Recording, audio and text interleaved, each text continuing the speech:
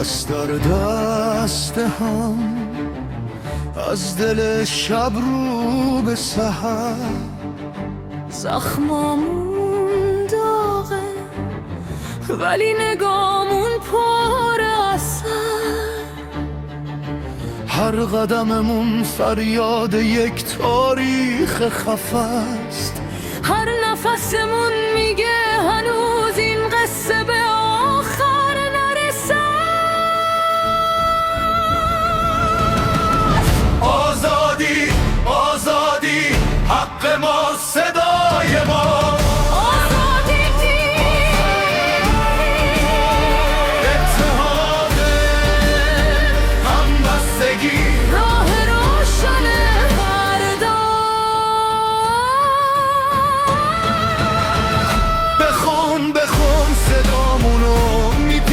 تاج آسمون نه ظلم میمونه نه قفس میریزه دیوار جنون. پرچم اگر خونین شده یاد جوونامون نمیره. اسمشون رو لبهامون آتیش میشه زبون میگیره. توی رگهامون مثل بهار تازه سبز میگه بمون به جنگ بایست، این راه هر چقدر هم سخت میارزه. آزادی آزادی حق ما، صدای ما.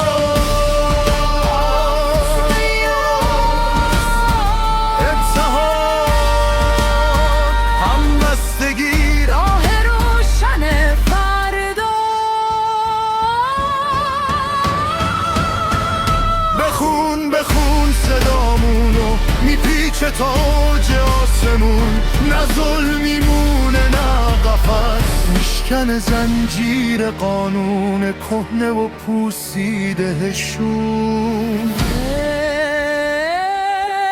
از تو میپرسم میترسی یا میسازی جهان رو؟ از من میپرسی میگم نمیدم به هیچ کس حق راه و جان رو. دست در دست زن و مرد شونه پشونه، تا خود فردا میریم از این کوچه پرغ بار خونه. آزادی آزادی حق ما، صدای ما.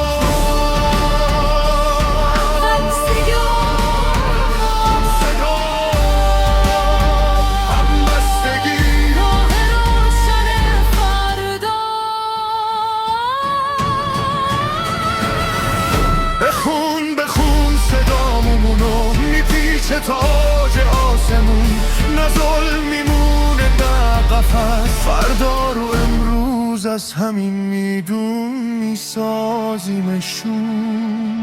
آزادی آزادی حق ما، صدای ما.